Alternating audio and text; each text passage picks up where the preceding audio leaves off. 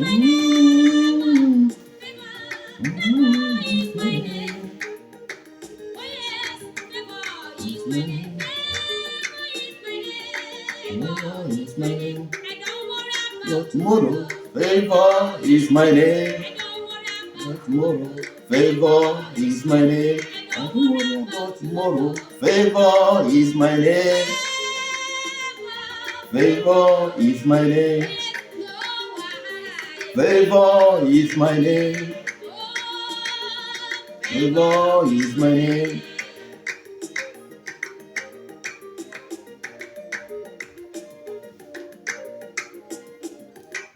I don't worry about tomorrow. Favor is my name. I don't worry about tomorrow. Favor is my name.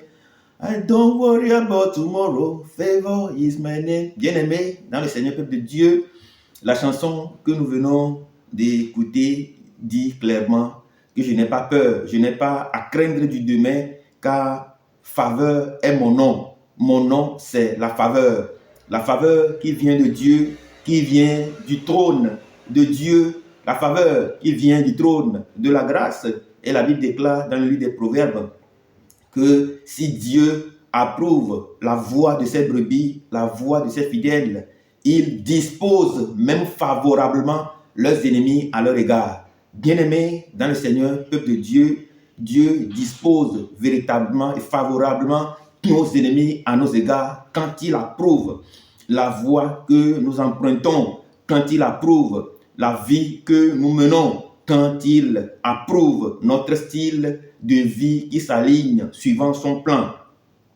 Bien-aimés dans le Seigneur, peuple de Dieu, dans Romains chapitre 5, verset 17, la Bible déclare: si par l'offense d'un seul homme, la mort a réussi à régner par lui seul, eh bien, à plus forte raison, ceux qui reçoivent l'abondance de la grâce et du don de la justice régneront-ils dans la vie par Jésus-Christ, lui seul. Bien-aimés dans le Seigneur, peuple de Dieu, la parole déclare que nous régnerons effectivement dans cette vie par Jésus-Christ, lui seul, lui qui nous a donné le don, lui qui nous a fait don de la justice divine et l'abondance, le don de l'abondance de la grâce. Eh bien, il nous fait régner en tout temps et en toutes circonstances. Bien-aimés dans le Seigneur, peuple de Dieu, ce n'est pas affaire de parole, ce n'est pas la grammaire, ce n'est pas la connaissance du vocabulaire, ce n'est pas le fait d'être capable de bien exprimer, mais la Bible déclare que le royaume des cieux est une affaire de puissance. Le royaume des cieux est une affaire de puissance. Le royaume des cieux est une affaire de puissance, et c'est par cette puissance que toi et moi, en tant que brebis, nous régnons partout où nous sommes. Bien-aimés dans le Seigneur, peuple de Dieu, la Bible déclare que nous régnons dans cette vie par Jésus-Christ, lui seul. La Bible déclare que tu règnes sur tes problèmes, tu règnes sur tes difficultés, tu règnes sur les fardeaux que tu penses pouvoir peser sur toi. La Bible déclare que toi, tu règnes sur ce fardeau, tu règnes sur les humiliations de ce monde, tu règnes sur la honte, tu règnes sur la semence de la frustration, la semence de la mort, la semence de tout sort que l'ennemi envoie régulièrement, très régulièrement sur le chemin de ta destinée. La Bible déclare que toi, tu règnes sur ces sorts, tu règnes sur ces semences de frustration, tu règnes sur ces autels qui se lèvent et qui te réclament nuit et jour. La Bible déclare que si par la mort, si par le péché, par l'offense, eh bien, nous subissons la mort, par Jésus-Christ notre Seigneur, qui nous a accordé, qui nous a fait le don de l'abondance de la grâce et de la justice, eh bien, nous régnons, nous tenons debout, nous sommes solides, nous sommes stoïques et inébranlables comme un rocher. Eh bien, bien-aimés dans le Seigneur, peuple de Dieu, sommes-nous effectivement stoïques et inébranlables? Sommes-nous effectivement ceux qui règnent? Sommes-nous effectivement le royaume de prêtres et de rois? Sommes-nous effectivement ceux qui appartiennent à la bergerie dont nous sommes sous haute surveillance? Bien-aimés dans le Seigneur, peuple de Dieu, aujourd'hui, j'ai voulu donc partager avec vous un petit témoignage. Il y a de cela 3 mois, à peine 3 mois, que je suis revenu de chez moi du Togo. Et quand j'étais au pays, c'était pour une mission que je suis parti au pays. C'était pour une mission. Je ne suis pas allé rendre visite à la famille, mais Dieu m'envoie spécifiquement pour une mission bien déterminée. On en reparlera de long à large, mais je voudrais donc m'accentuer sur ce petit témoignage. C'était un mercredi de la semaine. Eh bien, je suis donc allé voir ma maman, que je devais donc amener voir son médecin traitant. Dès qu'on était rentré à la clinique, j'ai constaté qu'il y a un banc, tout le monde le sait, en Afrique chez nous, dans le couloir, on a des bancs qui sont installés, sur lesquels sont assis régulièrement les patients. Donc, je suis rentré avec ma maman. Elle était devant moi j'étais un peu derrière. Et tout de suite, le Seigneur m'a dirigé vers une dame qui était sur le banc. Il y a beaucoup de gens, il y a plein de gens qui étaient sur le banc, qui étaient assis sur le banc. Mais Dieu m'a dirigé vers une dame, même sur ce banc. J'avais même un camarade de classe avec qui j'ai fait la classe de 3e. J'ai fait tout le collège. Et donc, il était assis sur le banc. Mais lui, je lui ai juste dit bonjour.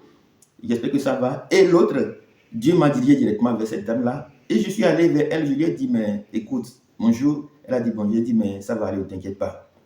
Elle dit, mais elle ne me connaît pas. Je dis, mais tu n'as pas besoin de me connaître. Moi non plus, je ne te connais pas. Mais moi aussi, je suis venu à l'hôpital, à la clinique comme toi. Je viens consulter, je suis avec ma maman. Donc, je lui ai dit, ne t'inquiète pas, ça va marcher, ça va bien se passer. Et elle me dit, mais elle ne me connaît pas. Je dis, mais ne t'inquiète pas, on va se reconnaître plus tard. Et puis, avant de partir, je lui ai glissé quelque chose. Je lui ai donné de l'argent. Et je suis allé voir ma maman. Je n'ai rien dit à ma maman. On était allé voir le médecin traitant et on était finalement sortis. Et quand on sortait, la même dame vers qui Dieu m'a dirigé 5 ou 10 minutes avant, elle est sortie de l'hôpital en bondissant. Elle sautait, elle criait, elle jacassait, elle pleurait à chaudes larmes avec sa fille de 4 ans entre ses bras. Elle dit, mais le médecin a dit qu'il n'y a plus rien à faire, que l'enfant, elle est déjà partie, donc elle n'est plus là. Et puis, le médecin lui a dit, mais si elle veut, elle peut aller dans d'autres hôpitaux pour consulter, mais que ici c'est bon, rien ne pourra plus marcher. Donc, quand elle était sortie, il y a plein de gens qui sont là dehors et qui attendaient. Il y a même des taxis-motos, des bonnes dames qui vendaient là-bas. Et quand elle était sortie, elle criait, elle pleurait à chaudes larmes. Et j'ai juste déposé mon sac avec ma maman. Et je suis revenu. Voilà, j'ai couru pour voir ma maman, pour voir la dame en question qui pleurait. Et à qui j'avais déjà remis de l'argent. Et à qui j'avais dit que ça allait bien marcher. Et soudain, j'entendais une voix derrière moi qui me disait, priez pour lui, priez pour la fille, priez pour la fille. Et je suis allé et j'ai pris la fille entre mes bras. Je lui ai retiré des bras de sa maman. J'ai commencé par prier avec elle. Et ensuite, j'ai pris de l'huile bénite et je lui ai appliqué cette huile-là. Bien aimé dans le service de Dieu. Et pendant ce temps, malgré tout ça, la femme continue par crier, dit, et la dernière fois, c'était son papa qui était parti. Donc, elle aussi va partir. Vous savez comment ça se passe chez nous. Et donc, j'ai dit, mais non, je ne vais pas laisser cette femme-là comme ça. Il faut quand même que je l'amène dans un grand hôpital de la place. Et j'ai demandé juste à maman de rentrer chez elle. Je lui ai donné de l'argent pour qu'elle puisse rentrer avec un taxi à la maison. Pendant que moi, je m'occupe de la dame-là et la fille-là qui était véritablement à l'agonie. Moi, quand j'ai tenu cette fille-là entre mes mains, elle était tellement solide, dure.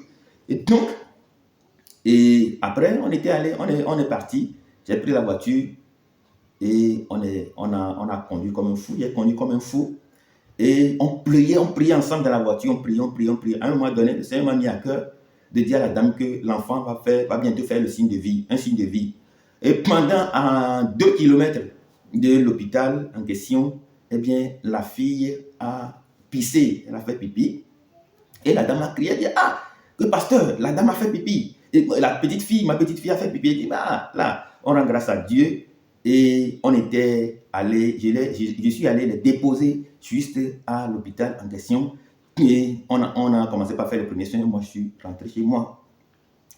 Le soir même, la dame m'a appelé. Elle m'a dit, mais qu'elle me remercie beaucoup, que l'enfant, maintenant, elle revit, que tout se passe très bien.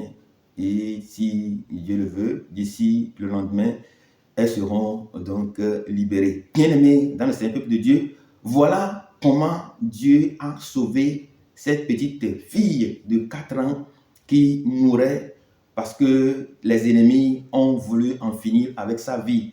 La Bible déclare que nous régnons dans cette vie. Nous régnons, c'est comme ça que nous régnons dans la vie.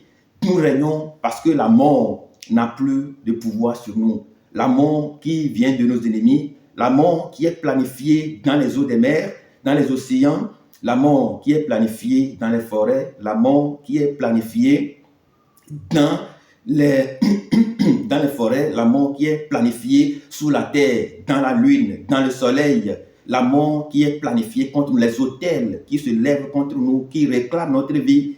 Eh bien, nous régnons sur ces autels, nous régnons sur ces sorts, nous régnons sur ces complicités, nous régnons, nous sommes victorieux, nous sommes vainqueurs dans toute situation, dans le nom puissant de Jésus. Voilà le témoignage que je voudrais donc partager avec vous pour vous montrer combien les brebis que nous sommes, nous vainquons effectivement dans la vie. Combien de brebis que nous sommes des vainqueurs et que la parole de Dieu n'est pas une affaire, n'est pas de la grammaire, n'est pas du vocabulaire, n'est pas du fait de bien s'exprimer, mais la parole de Dieu est une affaire de puissance. Et après, pendant que je partageais le témoignage avec mon grand frère, il m'a demandé, mais si Dieu m'avait dit, quand je voulais partir de chez moi pour venir au pays, si Dieu m'avait dit spécifiquement, va et guéris cette fille-là, est-ce que j'allais accepter, prendre mon billet d'avion avec mon propre argent et venir faire ce qu'il y a lieu de faire?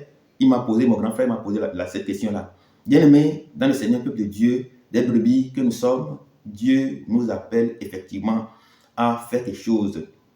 Nous régnons dans la vie et par nous, brebis que nous sommes, Dieu fait passer sa vie par nous pour les autres. Dieu fait passer sa vie par nous pour tous ceux-là qui sont malades. Il fait passer la guérison par nous pour ceux qui sont malades. Il fait passer la libération par nous pour ceux qui sont entravés, pour ceux qui sont pris au piège. Il fait passer par nous la libération pour ceux qui sont encore dans les ténèbres de l'ombre de la mort. Il fait passer de la lumière par nous. Il fait passer sa grâce par nous. Il fait passer sa puissance par nous. Il fait passer sa victoire par nous. Il fait passer son triomphe par nous. Et nous devons véritablement être des brebis. Nous devons être de ceux qui écoutent la voix de Dieu, ceux qui suivent la voix de Dieu, ceux qui écoutent la voix du bon berger qui est Jésus-Christ. Car la Bible déclare, même quand nous marchons dans la vallée de l'ombre et de la mort, nous ne craignons absolument rien. Il est avec nous, sa houlette et son bâton nous rassurent. Le bonheur et la grâce même nous accompagnent quotidiennement. Et même devant nos ennemis, une table est déjà dressée. Nous sommes oints d'huile et notre coupe reste débordante jusqu'à la fin. Dans le nom puissant et glorieux de notre Seigneur Jésus-Christ, je déclare ce matin que la vie soit ton partage. La santé soit ton partage. La libération soit ton partage. La promotion soit ton partage. La victoire soit ta portion dans le nom puissant de Jésus-Christ. Je déclare que la force, la victoire, l'autorité, la grandeur, la justice de Dieu soit ton partage. Que la grâce soit ton partage en tout temps et en toutes circonstances dans le nom puissant et glorieux de notre Seigneur Jésus-Christ. Je vous souhaite à tous et toutes un très bon dimanche dans le nom puissant, glorieux et magnifique de notre Seigneur Jésus-Christ. Amen.